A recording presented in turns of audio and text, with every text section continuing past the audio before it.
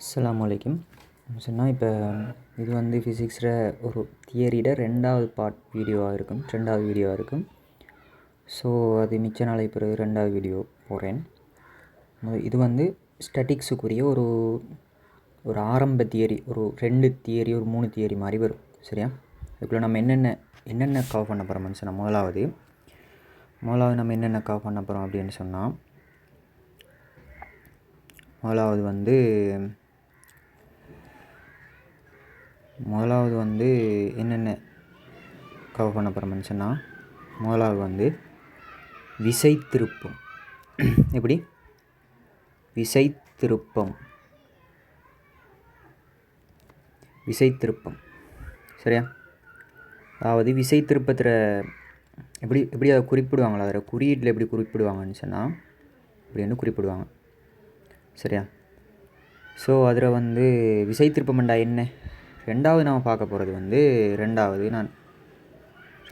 போகிறது சமாந்தர விசைகள்.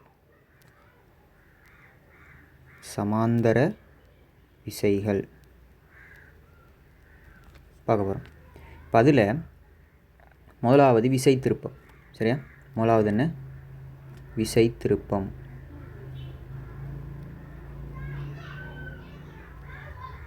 முதலாவது விசை திருப்பம்.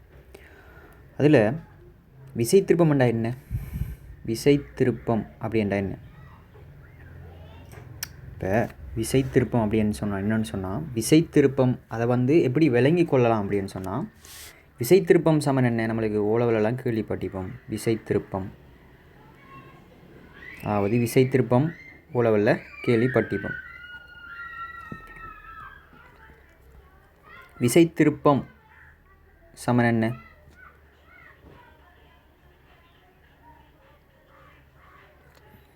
விசை திருப்பம் சமன் என்ன? விசை தர செங்குத்து தூரம். இல்லைங்களா? விசை தர ஒரு புள்ளி பற்றி விசை திருப்பம் எடுப்போம்னு சொன்னால், ஒரு புள்ளி பற்றி விசை திருப்பம் என்றது விசை திருப்பம் எப்படி எடுப்போம் அப்படின்னு சொன்னால், ஒரு புள்ளி பற்றி திருப்பம் எடுப்போம். அதாவது அந்த விசையால் எவ்வளவு திருப்பங்கள் வந்திருக்கு, அதான் என்ன விசை திருப்பம். உதாரணத்துக்கு நான் ஃபஸ்ட்டுக்கு இதை சொல்கிறதுக்கு, இந்த சாம்பாடை சொல்கிறதுக்கு முதல் இப்படி சொல்கிறேன். இப்போ ஒரு புள்ளி ஒன்று இருக்குன்னு வைங்களேன். இப்படி ஒரு கோல் ஒன்று இருக்கு. இப்படி ஒரு கோல், அந்த கோலில் இப்படி ஒரு புள்ளி ஒன்று இருக்குது. ஸோ இந்த புள்ளியில் இதான் சுழல் புள்ளி அப்படின்ற மாதிரி சொல்லுவாங்க. சுழல் புள்ளி.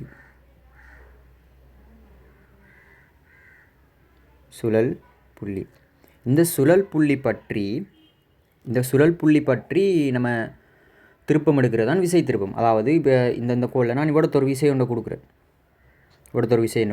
F1 என்ற விசையை கொடுக்குறேன். இந்த F1, ஸோ விசை திருப்பம் என்றது என்னென்னு சொன்னால், இந்த சுழல் புள்ளி பற்றி நம்ம இந்த F1ல் இப்படி ஒரு விசையை கொடுத்தா எங்களை பக்கம் போகும். அது என்ன பக்கம் அது? இடஞ்சுழி. முதலாவது இடஞ்சுழி வலஞ்சுழி என்னென்னு சொல்கிறேன். அதாவது மணிக்கூட்டு எப்படி சுற்றும்? இப்படி தானே சுற்றும் மணிக்கூட்டு பாதை. அது என்ன? வலஞ்சுழி.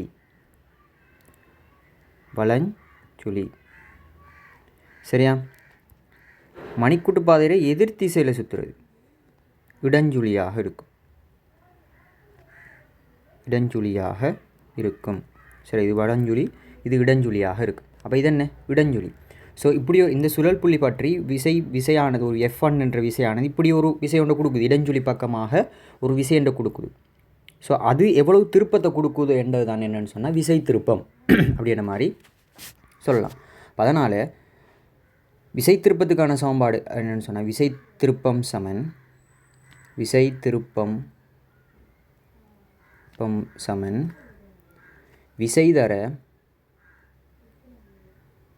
தர செங்குத்து தூரமாக இருக்குது.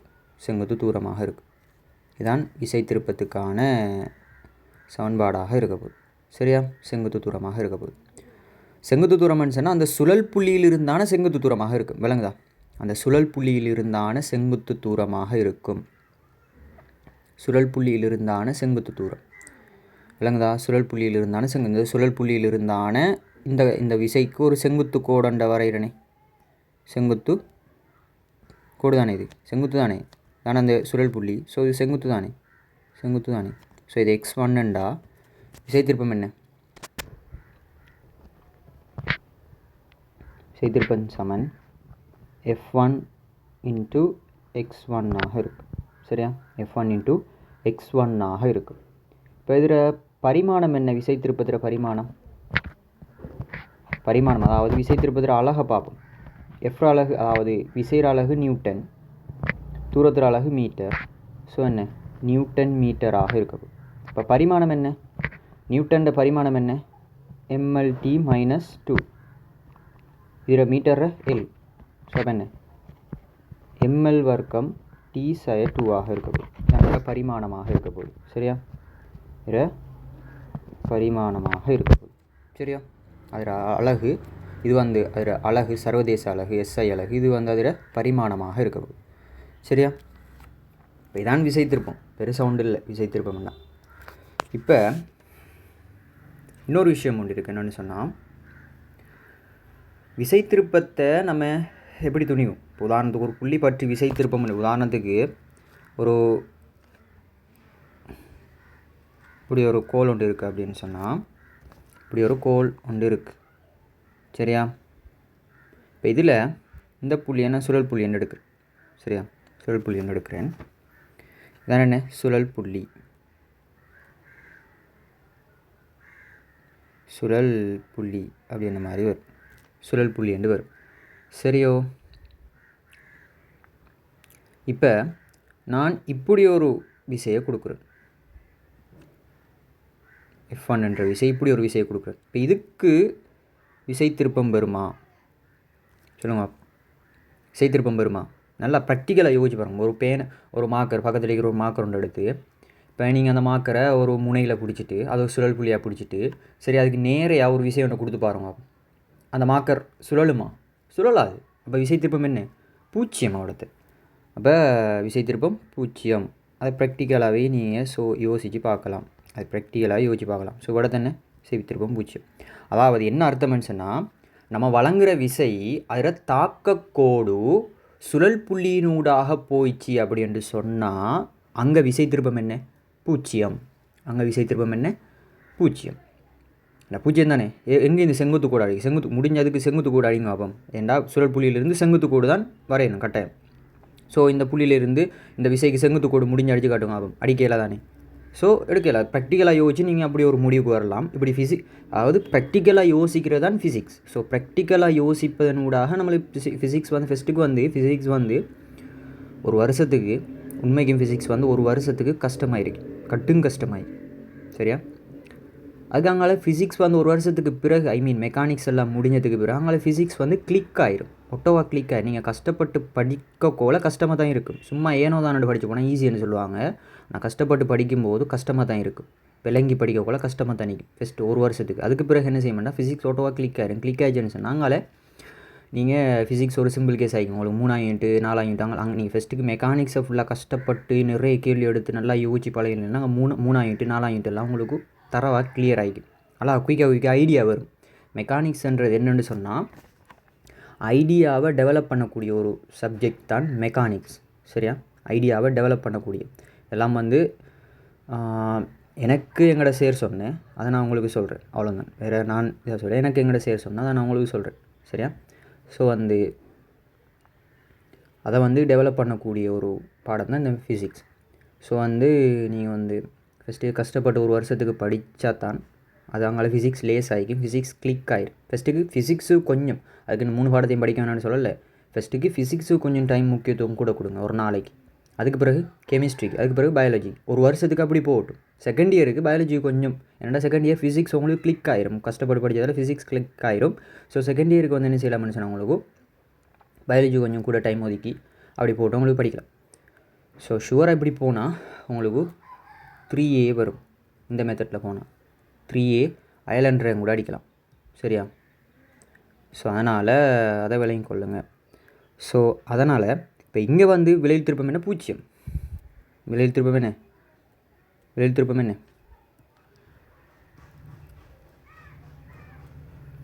விலையில் திருப்பம், உதாரணத்துக்கு இந்த புள்ளையை நான் ஓ ஒன்று எடுக்கிறேன். விலையில் திருப்பம் என்ன? விலையில் விசை சமன் என்ன?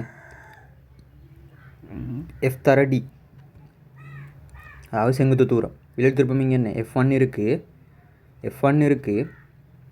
ஸோ F1 இருக்குது. ஸோ செங்குத்து தூரம் 0 தானே, செங்குத்து தூரம் எடுக்கலாமா? எடுக்க இயலாது. ஸோ டோட்டலாக 0 ஆயிரும். அப்போ இதில் என்ன பாயிண்ட்டுண்டா, ஒரு விசை திருப்பமான, அதாவது சுழல் புள்ளி, அதாவது ஒரு விசையானது சுழல் புள்ளியினூடாக போயிடுச்சுன்னு சொன்னால் ஒரு விசையிட தாக்கக்கோடு, ஒரு விசையிட தாக்கக்கோடு என்றால் இதான், இதுக்கு தாக்கக்கோடு இந்த டோட்டலால் காட்டிக்கிறது தான் தாக்கக்கோடு.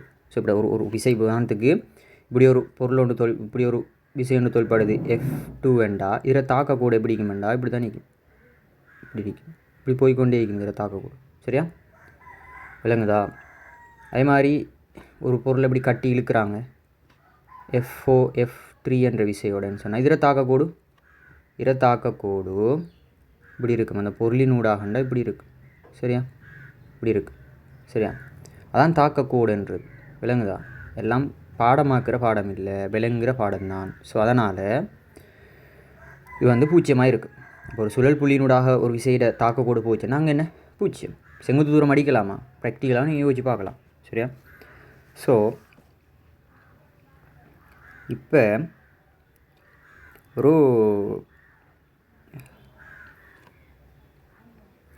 வந்து சின்ன இது மாதிரி ஒரு கேள்வி இல்லை, ஒரு விளங்கக்கூடிய மாதிரி ஒரு விலையில் திருப்பம் இப்படி எடுக்கலாம். உதாரணத்துக்கு இப்படி ஒரு உடல் ஒன்று இருக்குன்னு வைங்களேன்.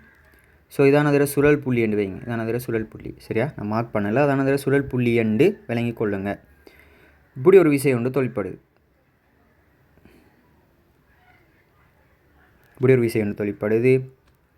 அதுக்கு பிறகு என்ன சொன்னால் இப்படி ஒரு விசை ஒன்று தொழிற்படுது. அதுக்கு பிறகு வந்து இப்படி ஒரு விசை ஒன்று தொழிற்படுது.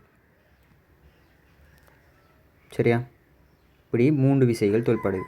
இதை நான் F1 என்று எடுக்கிறேன், இது F2 என்று எடுக்கிறேன், இது F3 என்று எடுக்கிறேன். சரியா, இப்போ இதில் விளைவில் திருப்பம் என்ன? நான் விசை திருப்பம் எடுக்கக்கொள்ள விலையில் திருப்பம் தான் கணிப்போம். சரியா, விலையில் திருப்பம் என்ன அப்படின்ற மாதிரி. விலையில் திருப்பம் என்ன? இது வந்து O என்ற புள்ளி. ஸோ விலையில் திருப்பம் என்ன? அதாவது விலையில் திருப்பம் என்றால் என்ன? ஒவ்வொரு விசை திருப்பங்களினுடைய கூட்டுத்தொகை. இப்போ இந்த புள்ளியால் இந்த F1 என்ற விசையால் இந்த O பற்றி என்ன திருப்பம் அதையும், இந்த F2 என்ற விசையால் இந்த O பற்றி என்ன திருப்பம் அதையும், இந்த F3 என்ற விசையால் O பற்றி என்ன திருப்பம் அதையும் நம்ம என்ன செய்யணும்? கூட்டணும். அதான் என்ன? விலையில் திருப்பம். சரியா, அதான் என்ன? விலையில் திருப்பம். அதான் விலையில் திருப்பம்னு சொல்கிறது.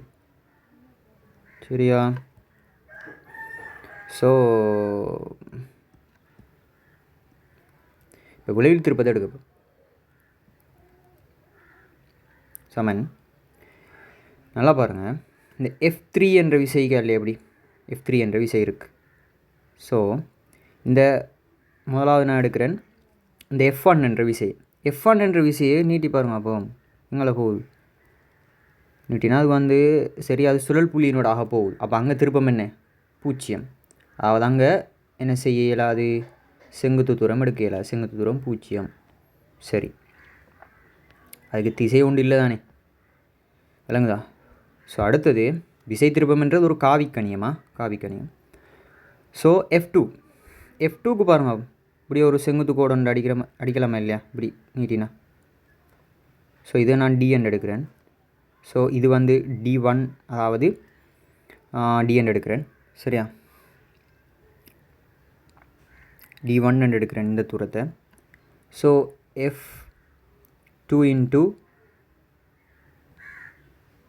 D1 ஆக இருக்கு. சரியா, அது எங்கால இப்போ இதை வந்து D2 என்று எடுக்கிறேன். என் F2 தானே, ஸோ D2 என்று எடுக்கிறேன். அதாவது F2க்குரிய செங்குத்து தூரம் என்ற மாதிரி. சரியா, ஸோ அடுத்தது வந்து இது எங்களை திசை. இப்போ இது வந்து F2 இன்ட்டு D2 எங்களை திசை. நல்லா பாருங்கள், எங்கால திசை எங்களை போகுது, இப்படியோ போகுதா இல்லையா? என்ன திசை இது? இடஞ்சுழியான திசை. அடுத்தது F3. F3 பாருங்க.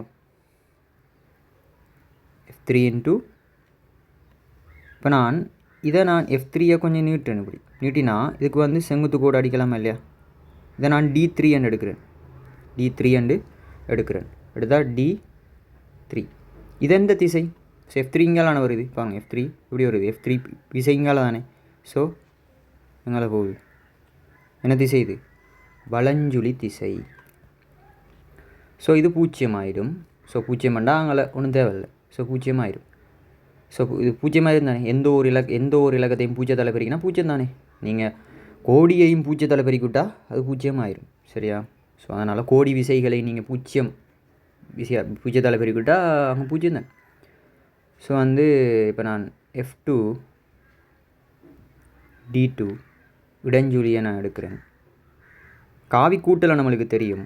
காவி கூட்டலில் நான் வந்து இடஞ்சுழி திசையை கருதுகிறேன். ஸோ காவி கூட்டலில் நம்மளுக்கு தெரியும். இது எப்படி இருக்குது? வலஞ்சுழியாக இருக்குது. இது F3 இன்ட்டு D3 வலஞ்சுழியாக இருக்குது. F2 இன்ட்டு D2 இடஞ்சுழியாக இருக்குது. ஸோ நான் வந்து அதை வந்து என்ன செய்ய இடஞ்சுழி, அதாவது F3 இன்ட்டு D3யை இடஞ்சுழியாக மாற்றுறேன். அப்படின்னா என்ன நடக்கும்? இடஞ்சுழியாக மாற்றுறேன்.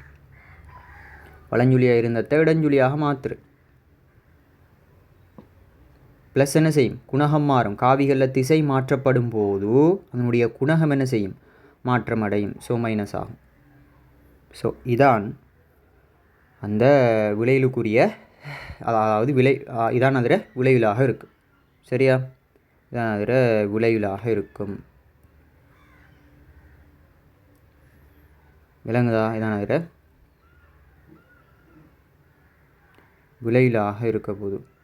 ஓகே, இதான் அதில் விளைவிலாக இருக்கும்.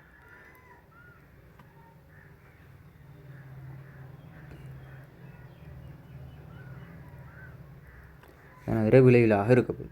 சரியா? அடுத்தது வந்து ஒரு சின்ன ஒரு ஐடியா, ஒரு நாலேஜுக்காகத்தான். ஸோ வந்து இப்படி ஒரு ஒண்டிக்கணும் வைப்போமே. இப்படி ஒரு ஒன்று இருக்குது. ஸோ அதில் சுழல் புள்ளி வந்து இவ்வளத்தை இருக்குது. சுழல் புள்ளி. இப்போ இதில் தூரம் வந்து D என்று தாராங்க. தந்தா விடத்தை ஒரு விசை ஒன்று தொழிற்படுதான். அதாவது விடத்தை இப்படி ஒரு விசை ஒன்று தொழிற்படுதான் அப்படின்ற மாதிரி சொல்கிறான். இது வந்து F என்ற விசை தொழிற்படுது. F1 என்ற விசை என்போமே. F1 என்ற விசை தொழிற்படும் போது இது வந்து இப்படி ஒரு கோணம் தீட்டான்னு தரான்.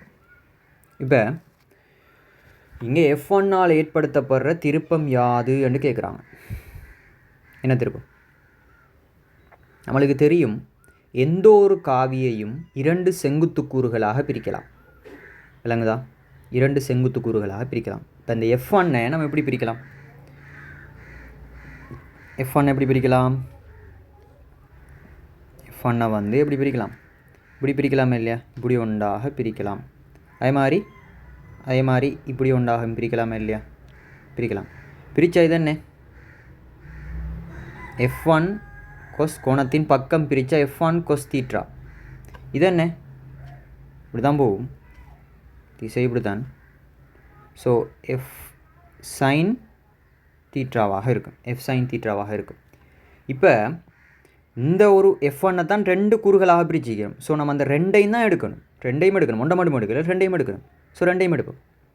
2ஐயும் எடுத்தால் தான் அதில் விசை திருப்பம் வரும். அதில் விளைவு திருப்பமாக வரும். சரியா? இப்போ வாரேன். என்ன?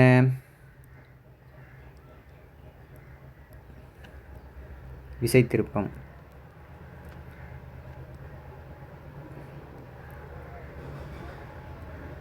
விசை திருப்பம் என்ன? முதலாவது என்ன? இப்போ இந்த F1 எடுக்க தேவையில்லை. என்னண்டா நான் பிரிச்சுட்டேன், 2 கூறுகளாக பிரிச்சுட்டேன். ஸோ 2 வரையும் எடுக்கணும். ஸோ இங்கே இருந்து எவ்வளோ தூரம்? இது செங்குத்து தானே ஈக்கிது. இது செங்குத்து தானே. So D. விளங்குதா? இது என்ன செய்யுது? F1 cos θ என்ன செய்யுது? அதாவது என்ன சுழல் புள்ளி அதில் தாக்கக்கோடு சுழல் புள்ளியினூடாக போகுது. அப்போ அங்கே என்ன விலையுள் திருப்பம், அதாவது அங்கே என்ன விசை திருப்பம் பூஜ்ஜியமாக இருக்கும். அப்போ F1 cos தீட்டா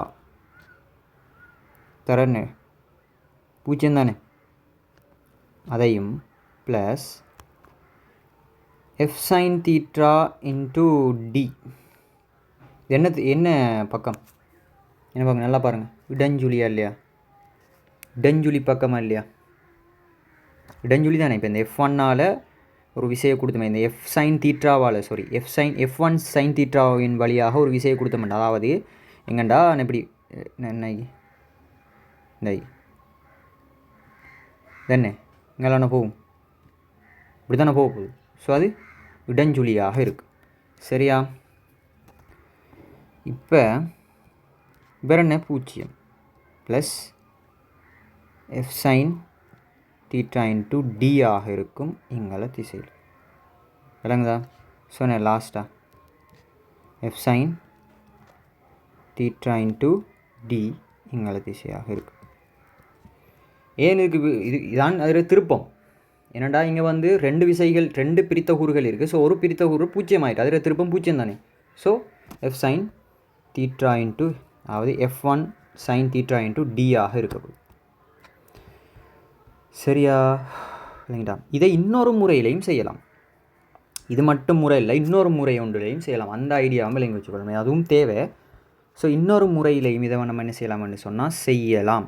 எப்படி செய்யலாம் என்று சொன்னால், இப்போ அவரை மாதிரி ஒரு ஆளை நான் வரைகிறேன். இன்னொரு முறையில் எப்படி வர செய்யலாம் என்ன மாதிரி இருக்கிறதுக்கு அவரை மாதிரி ஒரு ஆளை நான் வரைகிறேனே. ஸோ எப்படி இதுதானே இந்த அவர் இல்லைங்களா? ஸோ என்னது சுழல் புள்ளி இந்த டின்னு சொன்னாங்க. இடத்த தாக்கிச்சு, இதான் தாக்கிச்சு. ஸோ அது என்ன தீட்டா. ஓகே, F1 என்ற விசை இப்படி தானே. இப்போ வரேன். இப்போ வந்து இதை கொஞ்சம் நான் வந்து கீழே இருக்கிறேனே.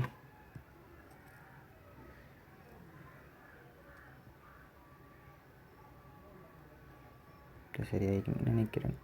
சரி, ஓகே, இப்படியா இருக்கிறேன். சரியா? இப்போ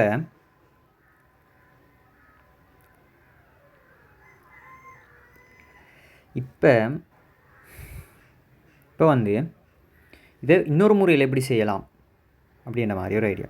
இப்போ விசை திருப்பம் என்றது என்ன? விசை தர அந்த விசைண்ட அதாவது அந்த விசை தொழிற்படுற அந்த செங்குத்து தூரம் தானே. விசை தர விசை தொழிற்படுற அந்த செங்குத்து தூரம். ஸோ இதுக்கு வந்து இது செங்குத்து தூரமா? இல்லை. இந்த F1 என்ற இதுக்கு செங்குத்து தூரம் இருக்கா? இல்லை. ஸோ ஒரு கோணத்தில் அது தாக்குது. ஸோ இந்த விசையை இந்த விசையை இந்த விசை இருக்குது தானே, இதில் தாக்கக்கோடை நான் அப்படியே நீட்டிகிட்டே போகிறேன். தாக்கக்கோடு சொன்னேன், தாக்கக்கோடு என்னண்டு. ஸோ வந்து அதை நான் வந்து என்ன செய்கிறேன்னு சொன்னால் நீட்டிகிட்டே போகிறேன்னு வைங்களேன். இப்படி போகுது, இப்படி போகுமா இல்லையா? இப்படி போகும், இப்படி போகுமா இல்லையா?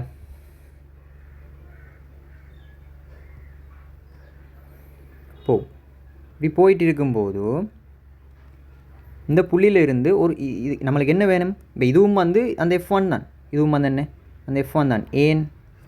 அதில் தாக்கக்கோடு தானே. ஸோ அதே பருமனுடைய விசை தானே தொழிற்பட போகுது இல்லைங்களா? அதே திசையில் அதே பருமனுடைய விசை தானே தொழிற்பட போகுது, தாக்கக்கோடு தானே. ஸோ அதே விசை தானே. ஸோ இந்த புள்ளியிலிருந்து இந்த சுழல் புள்ளியிலிருந்து செங்குத்து கோடு ஒன்று வரையணும். அடுத்து வரையலாமா இல்லையா?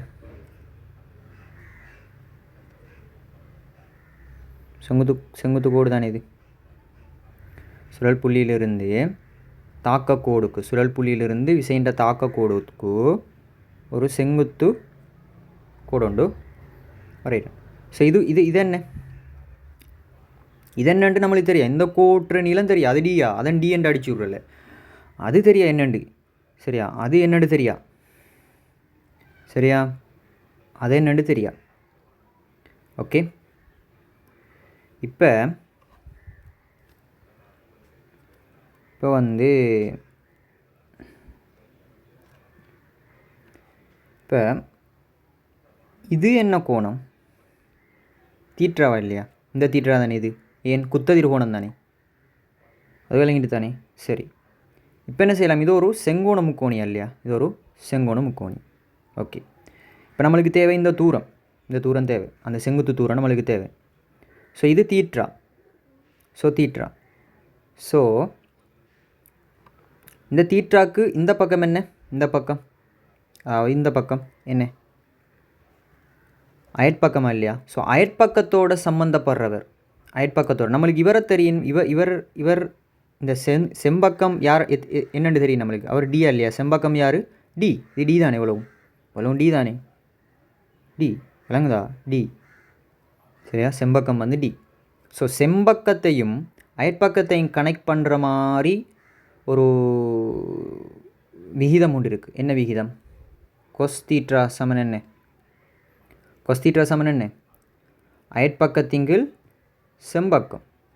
அயற்பக்கம் என்ன? நான் உதாரணத்துக்கு இதை எக்ஸ்ன்னு எடுக்கிறேன். ஸோ எக்ஸின்கீழ் செம்பக்கம் என்ன? T cos theta.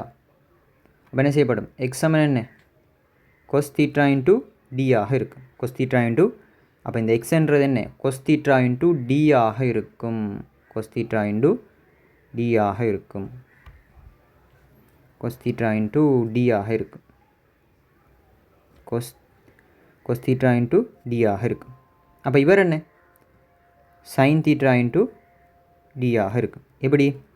இவர் இப்போ செம்பக்கம் நம்மளுக்கு தெரியும். ஸோ செம்பக்கத்தையும் எதிர்ப்பக்கம், இந்த இது வந்து தீட்டாக்கு எதிர்ப்பக்கம் தானே இது. ஸோ இதையும் கனெக்ட் பண்ணுற மாதிரி விகிதம் என்ன? விகிதம் என்ன? Sine. So sine theta into எதிர்ப்பக்கத்தின்கீழ் எதிர்ப்பக்கம். நான் உதாரணத்துக்கு இதை வையன் எடுக்கிறேன். ஸோ வையங்கள் இதை நான் வையன் எடுக்கிறேனே, வையங்கள் டி என்று வரப்போது. ஸோ வை சமன் என்ன? டி ஆவது t sine theta. Sine theta t, t sine theta ரெண்டு மூணு தானே, இல்லைங்களா? So sine theta into t ஆக இருக்குது, இல்லைங்களா? இப்படி தானே அதை எடுத்து. இப்போ என்ன செய்யலாம்? திருப்பம். இப்போ செங்குத்து தூரம் தெரிஞ்சுட்டு தானே. ஸோ திருப்பம். திருப்பம் என்ன? விசை என்ன? F1 into